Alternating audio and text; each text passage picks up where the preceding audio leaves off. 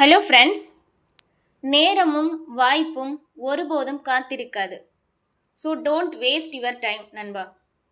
தன்னம்பிக்கை இருப்பவரிடம் அது வழியையும் நேரத்தையும் தானாக ஏற்படுத்தி கொடுக்கும். ஸோ டைமிங் இருக்கும் போதே சாதிச்சிருங்க. காற்றை அனுபவிக்கலாம், தேடி கண்டுபிடிக்க முடியாது. தேடினால் குழப்பம்தான் மிஞ்சும். எது உன்னை நோக்கி வருகிறதோ அதை அனுபவிக்க கற்றுக்கொள். வாழ்க்கை இனிக்கும். எதையும் நீ தேடி போகாத நண்பா. உனக்கு தகுதி இருந்தால் அது உன்னை தேடி வரும். நாளைக்கு எல்லாம் நல்லபடியாக மாறிடும் என்று நினைப்பது நம்பிக்கை. மாறவில்லை என்றாலும் சமாளிக்க முடியும் என்பது தன்னம்பிக்கை. ஒரு முறைக்கு 2 முறை விழுந்து எழுந்தாதான் சைக்கிள் ஓட்ட கற்றுக்க முடியும். அதுபோலத்தான் வாழ்க்கையும். ஒரு கதவு மூடப்படும் போது இன்னொரு கதவு திறக்குது.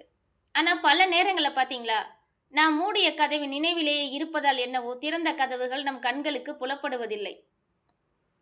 எப்பொழுது மனிதன் தன்னை நம்ப மறுக்கிறானோ அப்போது அவன் சரிவை நோக்கி செல்கிறான் என்ற அர்த்தம். உங்களை நீங்க நம்புங்க நண்பா. உங்களை நீங்க நம்பாம வேற யார் நம்ப போறா? ஸோ நல்லவன் தட்டி கொடுப்பான், கெட்டவன் கெட்டு ஓடிட்டுன்னு போயிட்டே இருப்பான்.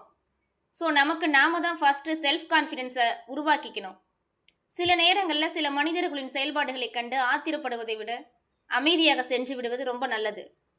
கடிகாரம் காத்திருக்கும் போது மெதுவாக நகரும், தாமதமாகும் போது வேகமாக நகரும். சோகத்தில் இருக்கும்போது சற்றும் நகராது, மகிழ்ச்சியில் இருக்கும்போது நகர்வதே தெரியாது. ஸோ நேரன்றது நம்மளுடைய மனதை பொறுத்தது.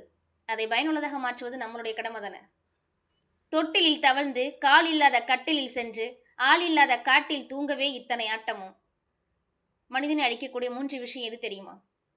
ஒன்று சொல்கிறேன் நண்பா, வெரி சிம்பிள். நான் என்கின்ற ஆணவம், அவனா என்ற பொறாமை, எனக்கு என்கின்ற பேராசை. இந்த 3 குணங்களும் மனிதனை நிம்மதியாக வாழவே விடாது.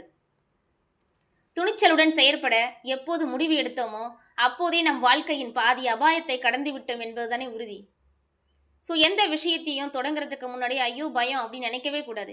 எவ்வளோ பயமாக இருந்தா என்ன, எவ்வளோ கடுமையாக இருந்தா, கடினமான பாதையாக இருந்தால் என்ன, எதிர்நீச்சலை அடிக்கணும். எவ்வளோ கஷ்டனாலும் பரவாயில்ல, நான் மீண்டு வருவேன் அப்படின்னு ஃபர்ஸ்ட் நீ நினைக்கணும். எண்ணத்தை கொஞ்சம் பெருசாக நினைங்க. எண்ணம் உயர்வாக இருந்தால் மட்டும்தான் அதில் பாதியாச்சும் நம்மளால் ரீச் பண்ண முடியும். ஸோ நினைக்கிறதே இங்கே குழப்பத்தில் இருக்குது அப்படின்னா நம்மளால் சாதிக்கிறது ரொம்ப கஷ்டம் நண்பா. உள்ளுவது உயர்வுள்ளன்னு சொல்லுவாங்க. நினைக்கிறதையே பெருசாக நினச்சாதான் அட்லீஸ்ட் முயற்சி செஞ்சோம் அப்படின்ற திருப்தியாச்சும் நம்மக்கிட்ட இருக்கும். முயற்சியே செய்யாமல் எதையுமே நினைக்காம சாதிக்கணும் அப்படின்னு நினச்சிட்டே இருக்கிறது என்ன அர்த்தம்? பிறரை பற்றி அதிகம் அறிந்து கொள்ள வேண்டாம், உன்னை பற்றி அதிகம் பிறரிடம் பகிர்ந்து கொள்ளவும் வேண்டாம். இரண்டுமே உங்கள் நிம்மதிக்கு கேடு விளைவிக்கும்.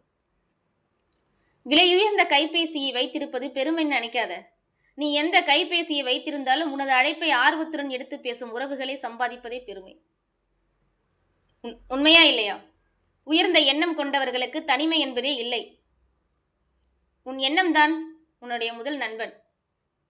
இறக்கப்படுபவன் ஏமாந்து போகலாம், ஆனால் தாழ்ந்து போவதில்லை. ஏமாற்றுபவர்கள் வெற்றி பெறலாம், ஆனால் கடைசி வரை சாதிப்பதில்லை.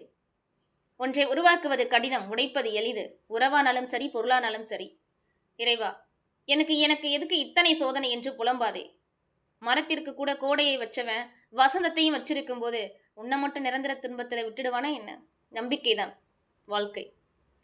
வளர்ச்சிக்கும் வீழ்ச்சிக்கும் உள்ள ஒரு வித்தியாசம் சொல்கிறேன் நண்பா. அடுத்தது, நான் என்ன செய்ய போகிறேன் அப்படின்னு ஒருத்தன் யோசிச்சா அது அவனுக்கு வளர்ச்சி.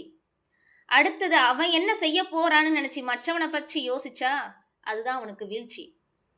வாழ்க்கை என்ற படத்தில் சிறப்பாக நடிப்பவர்கள் நல்லவர்களாகவும் நடிக்க தெரியாதவர்கள் கெட்டவர்களாகவுமே ஆக்கப்படுகின்றனர். உங்களின் நேற்றைய தோல்விகளுக்கான காரணங்களை நீங்கள் கண்டறியாவிட்டால் நாளைய வெற்றியை நோக்கி உங்களால் ஒரு அடி கூட எடுத்து வைக்க முடியாது நண்பா. மண்ணின் பொறுமையும் கல்லின் உறுதியும் மனதில் வந்துவிட்டால் மந்திரமும் தோற்றுவிடும். முடியாது என்பதற்கு பல காரணங்கள் உண்டு, முடியும் என்பதற்கு ஒரே காரணம், என்னால் முடியும், முயற்சியை பலப்படுத்துங்கள் என்று. நேரம் என்பது வெறும் நொடிகளில் கடப்பதல்ல, அந்த நேரத்தில் நாம் என்ன உணர்ந்தோம், என்ன சந்தித்தோம், என்ன சாதித்தோம் என்பதே. இருந்த நேரத்தை வீணடித்தவரே இல்லை என்று சொல்லி புலம்புவார்கள், நேரம் இல்லை என்று. தினமும் ஓய்வில்லாமல் உழைப்பதால் தான் எல்லா இடத்திலும் உயரத்தில் உள்ளது கடிகாரம். பணத்தை விட நேரம் அதிக மதிப்புடையது. பணத்தை சம்பாதிச்சிடலாம், ஆனால் நேரத்தை திரும்ப பெற முடியாது. நேரன்றது உயிர் போன்றது. ஒரு டைம் போயிடுச்சுன்னா திருப்ப அந்த நேரம் நமக்கு கிடைக்காது. கிடைக்கிற நேரத்தை யூட்டிலைஸ் பண்ணிக்கோங்க. நேரத்தை வீணாக்கும் பொழுது கடிகாரத்தை பார், ஓடுவது முள்ளல்ல உன் வாழ்க்கை என்று புரியும். யாராச்சும் தப்பு பண்ணிட்டாங்கன்னா அவங்கள நல்லா நோட் பண்ணுங்க. ஒன்று அந்த தப்பை நம்ம மேலே திருப்பிடுவாங்க, இல்லைன்னா அவங்க மேலே தான் தவறு இருக்குன்னு நம்ம கன்ஃபார்ம் பண்ணிட்டோன்னா நம்ம கூட பேசுகிறதையே நிறுத்திடுவாங்க. உண்மையா இல்லையா? வாழ்க்கை என்பது நாணயம் போல, இன்பம் ஒரு பக்கத்திலும் துன்பம் ஒரு பக்கத்திலும் இருக்கும். ஒரே நேரத்தில் ஒரு பக்கம் தானே கண்ணுக்கு தெரியும், மறந்துடாதீங்க. மறுபக்கமும் அதன் வாய்ப்புக்காக காத்திருக்கும். பாசம் கொண்டால் பிரிவு இல்லை, கோபம் கொண்டால் உறவு இல்லை, பேராசை கொண்டால் நிம்மதி இல்லை, விழிகள் இல்லை எனில் பார்வை இல்லை, வழிகள் இல்லை எனில் வாழ்க்கை இல்லை, முயற்சி இல்லை எனில் வெற்றி இல்லை. முயன்ற மனிதர் என்றுமே தோற்றதே இல்லை. ஸோ முயற்சி இருக்கணும், முயற்சி இருந்து கொண்டே இருக்க வேண்டும். ஸோ தொடர்ந்து கிடைக்குதோ கிடைக்கலையோ, ஜெயிக்கிறோமோ தோக்குறோமோ அதெல்லாம் யோசிக்கவே கூடாது. உன்னோட விஷயத்தில் நீ ஃபோக்கஸ்டாக இரு, முயற்சி செஞ்சுக்கிட்டே இரு. அது கண்டிப்பாக ஒரு நாள் பலனை கிடைக்கும். சப்ஸ்கிரைப் பண்ணுங்கள். ஓகே, தேங்க்யூ ஃபார் வாட்சிங்.